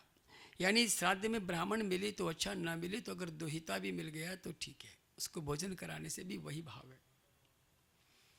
दूसरी जो समस्या हम लोगों की आपके बीच में आ रही है, श्राद्ध का समय कैसा होना चाहिए? कुतुब काल यानी मध्याह्न काल। और हम तो 10 बजे ऑफिस जाने वाले हैं, और उसके पहले पहले अगर वो तिथि आ गई और उस दिन उसका श्राद्ध कर दिया, हमारे लिए तो श्राद्ध हो गया, जबकि वो श्राद्ध का वेला नहीं बताया गया। कुतुब काल, इसीलिए पंचांगों में और पंडितों में श्राद्ध का फर्क आता है, क्योंकि वो कहता है दूसरे दिन, और बाद में उसको जोड़ देते हैं महाराज दशमी तो 10 बजे तक है ना, तो 10 बजे तक तो कर ही सकते हैं। अरे नहीं लिखा वहाँ पर, वो मध्याह्न के बाद ही लिखा है। कम से कम 2 घंटे आप उसके लिए इंतजार करो, जिस ब्राह्मण को भोजन कराते हो। कभी आप लोग चिंतन करना, जिस ब्राह्मण को बुलाते हो, उस ब्राह्मण को भोजन कराते हो, तो जरा ध्यान दीजिएगा कि जिसके लिए भोजन कराते हो उसके लक्षण उसमें दिखलाई दे रहे हैं कि नहीं। तब आपको समझ में आएगा कि कौन भोजन कर रहा है। अगर आपके पिताजी गरम खाने वाले हैं तो वो भी गरम मांगेगा, और आपके पिताजी धीरे धीरे खाने वाले हैं तो वो भी धीरे धीरे खाने वाला ही मिलेगा। उस दिन आपको समझ में आया कि मैंने ब्राह्मण को भोजन कराया कि उन पितरों को भोजन कराया। अब बैठिए तो सही उसके पास, लेकिन आपके पास तो समय ही नहीं है। 2 घंटे पहले थाली रखी थी और 2 घंटे बाद बेचारा पहुंचा है, वही थाली उसको दे रहे हैं। कहाँ लिखा है भाई? आप उसको उसके लिए भोजन कराते हो, उसका भोजन नहीं कराते हो। ध्यान रखिए, दिया हुआ उसका भोजन तो आप खुद कर सकते हो पितरों के आशीर्वाद से। अब वो बेचारा ठंडा थाली निकाला हुआ कब का खा रहा है, अब वो अंदर से क्या दे रहा है वो तो आप सभी अब जान गए होंगे। तब हमें भी बहुत लोग कहते हैं महाराज आजकल किसको बुलाए, कोई आता ही नहीं है। ऐसे लोगों को मैं वचन देता हूँ, मुझे फ़ोन करिएगा आप लोग। शर्त एक ही है, आपके बाबूजी कैसे कपड़े पहनते थे वो कपड़ा लाइएगा। वो अगले साल आपको फ़ोन करेगा, भाभी जी कितना बजे आना है। उनकी भोजन में कैसी रुचि थी सामने बैठ करके जमाइएगा, वो फ़ोन करेगा, आपको नहीं करना पड़ेगा। क्यों नहीं आएगा? ब्राह्मण का शरीर तो बना ही इसीलिए, आशीर्वाद देने के लिए। तो कुछ क्रियाएं गलत होने की वजह से कर्म हो भी रहा है और निष्फल हो रहा है। क्या विधान सही नहीं हो रहा है। आज इसी पितृपक्ष को यदि हम सही तरीके से मनाएं और हमारे यदि पितृ खुश हो, तो इस पितृपक्ष के बाद क्या आता है? नवरात्रि। अगर हमारे वंशज खुश है तो हमारे देवता हमारे घर में आने को तैयार है। आज हम लोग तीर्थों में जाते हैं, कभी भी अनजान में भी जाइएगा, वहाँ पर आज भी लाइन लगानी पड़ती है कि नहीं? आज भी भीड़ मिलती है कि नहीं? अब वही फोटो उसी देवता की आपके घर में है, आपके घर में एक बच्चा भी क्यों नहीं जा रहा है? क्योंकि वहाँ पर वो नहीं है, उसकी फोटो है। यदि वो होता तो आपका बच्चा भी जाता, और वो होगा तब जब आप उसको समय दोगे। लेकिन हमारे को तो भगवान के पास बैठने के लिए समय ही नहीं है, तो वहाँ मिलेगा कौन? कोई नहीं मिलेगा। फोटो कब लगती है? किसी के रहने पर कि जाने के बाद? तब। लेकिन हम लोगों ने तो फोटो पूजा को ही प्रधान मान लिया है। वही शक्ति, वही फोटो, वही सब कुछ है। वहाँ लाइन लगा रहे हैं, टिकट का पैसा दे रहे हैं। अभी मैं 2 दिन पहले जाकर आया हूँ, इतनी लंबी लाइन गणेश जी के मंदिर में बम्बे में, कि ठीक है जजमान कोई आप जैसे ही थे, बोला पंडित जी आप नहीं सकेंगे, तो उन्होंने कोई विशेष लेकर के और यूँ गया और यूँ निकल आया। मैंने कहा कितना लगा ये तो बताओ? बोला मत पूछिए पंडित जी। बोला अरे कुछ ध्यान तो रहे मेरे को कम से कम। बोले 500 का टिकट था। अब सोचिए, भगवान कहता है तेरे पास पैसा है क्या? तो फिर पैसे के बल पर आ जा। अगर भक्ति है तो भक्ति के बल पर आ जा। तेरे पास कौन सा बल है, उसी बल पर आ जा। मैं यूँ गया यूँ निकला, मुझे वो भी दिन याद आ रहा है आज। तो ठीक है, जो बल आपके पास है, अब वहाँ तक पहुँचिए तो सही, चलिए कोई बात नहीं। कभी कभी कुछ चीज़ें शास्त्रों से मिलती है, कुछ लौकिक व्यवहार से भी समझनी पड़ती है। आज इसको नवरात्र क्यों कहते हैं? देखिए 2 नवरात्र आती है, एक जो अभी चल रही है वासंतिक नवरात्र, और जो दूसरी आती है वो शारदीय। अब यहाँ पर एक ग्रंथ में पढ़ा ऐसा, इसी में मिला मेरे को 2 दिन पहले। एक नवरात्र में माँ के साथ विष्णु उपासना का विशेष महत्व है, और शारदीय में केवल शक्ति का विशेष महत्व है। तब हकीकत में पकड़ में आया कि इसमें हकीकत में विष्णु उपासना का है, क्योंकि रामनवमी कब आती है? इसी में नवमी को ही आती है। तो हमें, अगर हम माँ का पाठ संस्कृत में नहीं कर पा रहे हैं, तो कम से कम नवाह परायण कर ले, उसका भी उतना ही महत्व है गृहस्थ जीवन में। ये मैंने अचानक पढ़ा अभी। तो कभी कभी कुछ चीज़ें अध्ययन से मिलती है, और ऐसा प्रयास भी इनका है कि भी अगर कोई अध्ययन भी कर लेगा, सब कुछ लिखा हुआ है पुस्तकों में, समय नहीं दे पा रहे हैं बस इसके कारण से, और कुछ नहीं है। सब कुछ लिखा हुआ है, बस फर्क इतना ही है कि नवरात्र इसीलिए है कि रात तक मेरी एकाग्रता और मेरा चिंतन उस माँ के प्रति होना चाहिए, और हो सके तो संध्या के बाद व्रत करना चाहिए। यही है नवरात्र। अब इसमें नवकुमारी का पूजन का भी वही विधान है। एक और विशेष चीज पढ़ी, शरद बसंत नामानो दानवो दो भयंकरो तयो रूप द्रव सामर्थ्य यम पूजा ध्यात्मता। अर्थात 2 भयंकर दानव थे, एक का नाम था शरद और एक का नाम था बसंत, और इन दानवों के लिए ही भगवती को आना पड़ा। जैसे ये 2 ऋतुएं हैं, शरद और बसंत। अब जब एक ऋतु से एक ऋतु परिवर्तन होती है, तो इसके साथ कुछ रोग आते हैं हमारे जीवन में, और उस रोगों के शमन के लिए हमारे को कुछ उपासना की भी आवश्यकता है, जो भवरोग का निवारण कर सकती है। इसीलिए माँ की उपासना, क्योंकि माँ से बढ़ कर के कोई नहीं है। अब इसमें विधान है कि भी आप चाहो तो 9 कन्याओं का भोजन करा दो, नहीं तो बल्कि एक का ही करा दो। अब इसमें तो खैर बहुत विस्तार आया था भी, एक से एक को कराओगे तो ऐश्वर्य मिल जाएगा, 2 को कराओगे तो मोक्ष मिल जाएगा, 3 को कराओगे तो धर्म अर्थ काम तीनों मिल जाएंगे, 4 को कराओगे तो राज्य पद मिल जाएगा। अब तो चूंकि कन्या उपलब्ध ही नहीं रही है, तो भोजन किसे कराएं? क्योंकि कन्या भी कितने वर्ष तक की होती है? 10 वर्ष तक की, बस। उसके बाद तो ऊर्ध्वरजस्वला, फिर वो कन्या संज्ञा नहीं है। तो आज माँ की उपासना से बढ़कर के कुछ भी नहीं है भाई। और इसके बाद जो पर्व आता है वो है विजयादशमी। सब आप जानते हैं कि भगवान ने रावण को इसी दिन मारा था, और इसीलिए आज भी वो परंपरा। लेकिन भाई हम राम नहीं है कि उसको मार सके, लेकिन परंपरा ऐसी चला दी गई कि लोग इसका मजाक उड़ाते हैं। और इस आश्विन के बाद आता है कार्तिक। बस आज का विवरण यहीं तक रखेंगे, और अगले में पूरा फाल्गुन तक गला दूंगा। मासानाम कार्तिक सृष्टो देवानाम च मधुसूदन तीर्थम नारायणाख्यम ही तृतीयम दुर्लभम कलो। ये कार्तिक महीना धर्म अर्थ काम मोक्ष चारों पुरुषार्थों को देने वाला है और इसमें कुछ नहीं करना है, केवल स्नान का महत्व है बस। केवल सुबह सुबह उठो और स्नान करके आ जाओ और तुलसी पूजन कर लो, हो गया आपका कल्याण। हाँ, इस मास की अमावस्या को जो एक पर्व आता है दीपावली, क्यों आता है? क्योंकि विधान है कि उस दिन विष्णु प्रिया लक्ष्मी अपने भक्तों के लिए भ्रमण करती है, तो उसके लिए हम प्रकाश का पर्व मनाते हैं, ज्योति प्रदान करते हैं, अंधकार को दूर करते हैं और वो माँ लक्ष्मी भक्तों को धन धान्य से परिपूर्ण करती है, इसलिए ये दीपदान होता है। अब यहाँ पर हमको खाली इतना ही मालूम था, लेकिन हकीकत में ये दीपदान जो 3 दिन का है, धनतेरस, चतुर्दशी और अमावस्या, ये किसके लिए होता है? विशेष करके यमराज के लिए, यम यातना से बचने के लिए। धनतेरस का जो दीपदान होता है यमराज के निमित्त में होता है कि भी किसी के घर में भी असामयिक मृत्यु नहीं आए, और दक्षिणा भी मुख्य दीपक को रख करके और उसकी ज्योति जलाई जाती है।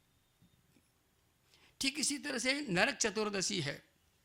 पूरे कार्तिक में शास्त्र में वर्णन देता है कि तेल नहीं लगाना चाहिए, लेकिन नरक चतुर्दशी के दिन सुबह से उपटन लगा करके और स्नान करके तेल लगाना चाहिए और इसके बाद पितरों का तर्पण करना चाहिए और फिर यमराज के लिए दीपदान करना चाहिए ताकि नरक की यातना न भोगनी पड़े। और तीसरे दिन तो लक्ष्मी जी के लिए ही। तो जब हमारे को यम यातना का भय नहीं रहेगा, हम खुश रहेंगे, तो भाई लक्ष्मी जी तो हमारे पर खुश रहनी ही रहनी है। तो इसके लिए विधान है। एक दो जगह पढ़ने को मिला कि भाई हम लोग ये 4 मुख का दीपक जलाते हैं, ये किस लिए जलता है? पापों की निवृत्ति के लिए। चारों दिशाओं से हमारे पापों की निवृत्ति के लिए ये दीपदान है। ये प्रकाश पर्व है। दीपावली यानी दीप की कतार इतनी लगा दीजिए कि सारा अंधकार मिट जाए। अब ये केवल बाह्य अंधकार के लिए नहीं है, इसके तत्व की दृष्टि से देखोगे तो हमारे अज्ञान अंधकार के लिए भी है कि हम ऐसा दीपक जो आज लेकर के बैठे हैं, इससे क्या होगा? केवल बाह्य ज्योति मिलेगी न, हृदय में भी अंधकार जो वो था अज्ञान रूपी, वो दूर हुआ। यहाँ पर शास्त्र में इस दीपावली पर्व के पीछे कई प्रमाण मिले हैं कि भी पृथु राजा ने सबसे पहले पृथ्वी को समतल करके और अपने प्रजा के लिए जो पृथ्वी का दोहन किया था, उस उपलक्ष्य में लोगों ने लक्ष्मी को मनाया था दीपदान दे करके। कुछ मत शास्त्र में मिलता है कि समुद्र मंथन में लक्ष्मी का प्राकट्य इसी दिन हुआ था, इसीलिए दीपावली का महत्व विशेष है। कुछ का महत्व मिलता है कि कार्तिक कृष्ण चतुर्दशी को मेरे प्रभु ने नरकासुर को मारा था, उसी के उपलक्ष्य में दूसरे दिन उनको प्रसन्न करने के लिए दीपदान देते हैं। कहीं कहीं एक जगह पुस्तक में आया है कि श्री राम के विजय के अपराध में उनके विजय के उपलक्ष्य में, लेकिन हकीकत यही है कि यम यातना न भोगनी पड़े और लक्ष्मी की कृपा आप पर बनी रहे, इसके लिए ये दीपदान होता है। और इस दिन पितरों का भी विधान है कि पितृसरों को तर्पण इत्यादि करना चाहिए। तो ये जितने हमारे साधन है ये किस लिए है? केवल वर्तमान के लिए नहीं है, हमारे भविष्य के लिए है। और हमारा भविष्य कौन है? हमारी आने वाली। आप यदि इन कर्मों को करोगे तो निश्चित है कि आने वाले कल 100 में से 10 तो कर्म करेगी, इतने में भी उनका कल्याण निश्चित है।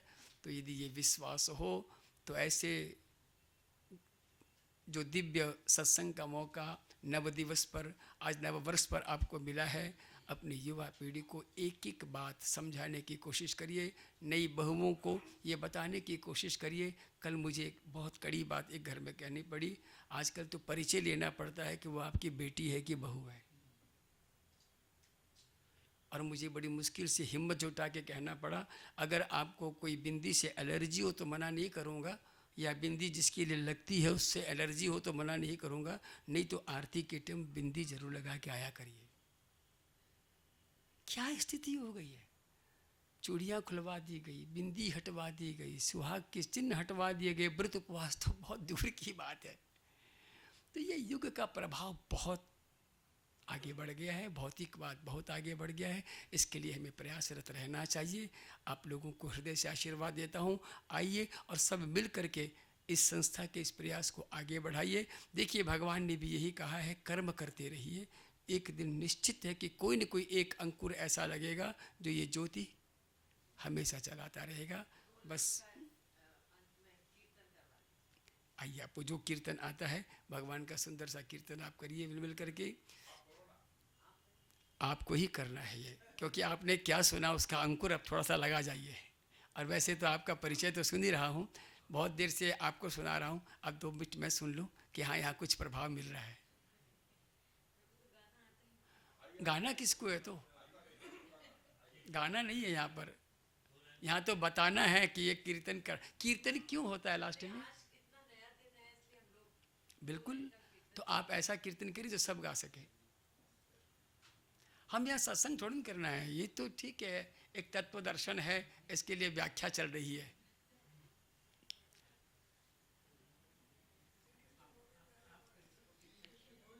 अगले में दीपावली के बाद के जो 4 महीने बचे हैं उसका व्याख्यान, और फिर कोशिश करूंगा कि जो अध्ययन मैं कर पाया हूं उसकी एक छोटी बुकलेट इस संस्था के माध्यम से आप सबको हर घर में जाए। और क्योंकि देखिए, इतने बड़े ग्रंथ को पढ़ना आज की युवा पीढ़ी को संभव नहीं है। छोटी पुस्तक अगर दे दी जाएगी तो निश्चित है कि कुछ तो उनको प्रभाव मिलेगा। आइए, 2 नाम भगवान का ले लेते हैं। मुझे उत्तरकांड की 2 पंक्तियां याद आ रही हैं। जय राम रमा रमनम समनम भवताप भयाकुल। जय राम रमा रमनम समनम भवताप भयाकुल।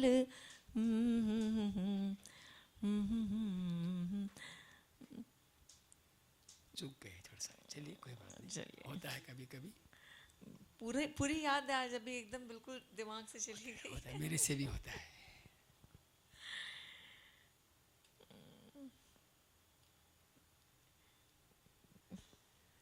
श्री रामचंद्र कृपालु भजु मन हरण भव भय दारुणम नव कंज लोचन कंज मुख कर कंज पद कंजारुणम कंदर्प अगणित अमित छवि नवनील नीरद सुंदरम पट पीत मानहु तड़ित रुचि सुचि नौ में जनक सुतावरम भजु दीन बंधु दिनेश दानव दैत्य वंश निकंदनम रघुनंद आनंद कंद कौशल चंद दशरथ नंदनम सिर मुकुट कुंडल तिलक चारु उदार अंग विभूषणम आजानु भुज सर चापधर संग्राम जित खर दूषणम इति बदति तुलसीदास शंकर शेष मुनि मनरंजनम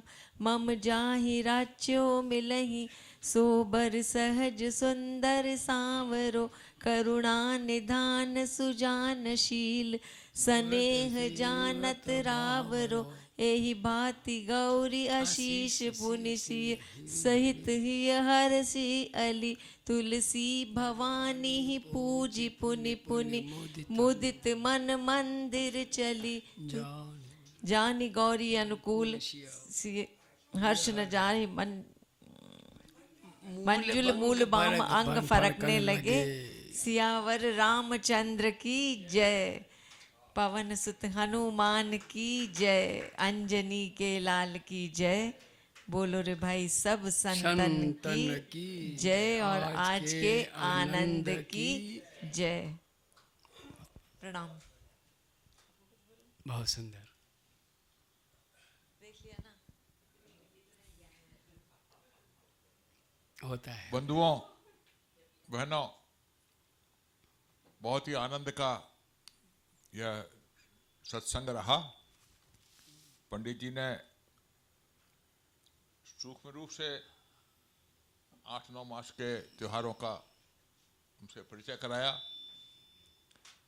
हम चाहते तो और अधिक विस्तार के अंदर है, लेकिन अब ये भी होगा। पंडित जी को भी समय कम मिलता है, लेकिन ये सूक्ष्म रूप के अंदर हमको भेजेंगे।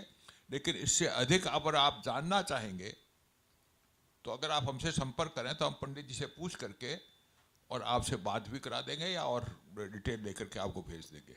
सब मिलेगा, सब साधन तो सभी लिखा हुआ है, लेकिन ठीक है, मैंने अभी सार पकड़ाने की अगर कोई कोशिश प्रश्न करी। रह जाए तो पंडित जी से पूछ लिया जाएगा। मुझे एक ही बात कहने की, पंडित जी की बात से जो समझ में आई, ये व्रतों, पर्वों, उत्सवों को जो बनाना है वो केवल बाह्य रूप नहीं है इसका। मनुष्य की जो चेतना है, कॉन्शसनेस, असली तो स्वरूप आपका वो आपकी कॉन्शसनेस है। तो यह व्रत, पर्व, त्योहार जो भी हैं, यह आपकी कॉन्शसनेस को, आपकी चेतना को प्रभावित ज़्यादा करते हैं। और अगर आपकी चेतना प्रभावित होती है तो आपका जो आत्मा का जो गति है, आत्मा की स्थिति है, वह तो उदात्त होती ही है, लेकिन सांसारिक रूप से भी इसका बहुत अच्छा प्रभाव पड़ता है। इतनी सी बात मेरे पंडित जी की बात सुनकर के मेरे मन में आई। आप सब ने पधार करके, खासतौर से हम पंडित जी के बहुत आभारी हैं। ये कृपा करके अपने इतने व्यस्त समय में से भी इतना समय दे करके हमें समझा रहे हैं और इसके लिए अध्ययन करके आते हैं। आज भी व्रत और उत्सव और पर्वों की जो गीता प्रेस का जो कल्याण का जो अंक है, उसको देख करके आप आए हैं। बात ऑथेंटिक रूप से कह रहे हैं पंडित जी, और आप तो इसके लिए हम उनके बहुत आभारी हैं और बहुत बहुत प्रणाम उनको निवेदन करते हैं। और आप सब ने पधार करके और साथ में मिलकर के जो आनंद की वृद्धि की है, उसके लिए भी हम आपको बहुत बहुत धन्यवाद। और बहुत ज्यादा जरूरत है एक्चुअली। ये जो अंदर से आनी चाहिए बात, ये बातें आनी बंद हो गई, बाहर का प्रभाव हुआ, इसीलिए बच्चों पे ये प्रभाव आया नहीं, क्योंकि हम लोग बस सिर्फ ऊपर ऊपर से करने के लिए कर दिए, जब उसके साथ गहराई से जुड़े ही नहीं तो जी, बच्चों पे प्रभाव नहीं आया। अभी ये उस वक्त जो हमारे बुजुर्ग थे, उनको इतनी बातें पता नहीं थी कि इतना क्या महत्व है, बस वो ये कहते थे भाई मेरे को पता नहीं, कर लो ऐसा। वो उसी चक्कर में ये बात बिगड़ते बिगड़ते हम लोग आज इस स्थिति तक। लेकिन इसके मर्म को समझने के लिए अगर हमको पूछना हो तो पंडित जी को हम भी और भी व्रत पूछ। करना चाहिए, ये सबको ही मालूम है, लेकिन युवा पीढ़ी को क्यों करना चाहिए ये समझाना है। उनको लॉजिक चाहिए, उसकी कोशिश अपने कर रहे हैं तो और मिल रहा भी है। हर व्रत के पीछे बहुत बड़ा कारण भी मिल रहा है कि क्यों ये परंपराएं ऋषियों ने बनाई है। तो जिस दिन क्यों समझ में आएगा, कुछ समझाएंगे, आने वाली पीढ़ी को फिर एक ने कोई मार्गदर्शन देने वाला मिलेगा, जरूर मिलेगा। हमारा प्रयास ऐसे रहना चाहिए, हमें हताश नहीं होना चाहिए, इसलिए कोशिश तो हाँ, की। एक बात और बता दूं, चेतना के संबंध में जितने अध्ययन हो रहे हैं वैज्ञानिकों द्वारा भी, उसमें इन बातों का प्रभाव पड़ता है हमारे जीवन पर, इसका भी कुछ कुछ प्रमाण वैज्ञानिक ढंग से भी, आज के विज्ञान से भी देखा गया है। तो इसलिए जो हम प्रयास कर रहे हैं, इसके महत्व को आप ध्यान में रखेंगे और आगे भी इसी प्रकार आपका सहयोग बराबर बना रहेगा, यही उम्मीद करता हूँ। बहुत बहुत धन्यवाद और सब प्रसाद दे करके पधारेंगे। आपका कि आपने इतनी अच्छी परिकल्पना करके हम लोग सब आपके प्रति कृतज्ञ करते हैं। अरे बहनों का साथ रहेगा तो सब कुछ रहता होता है। अच्छी बात है। तो पधारे भोजन ग्रहण करके।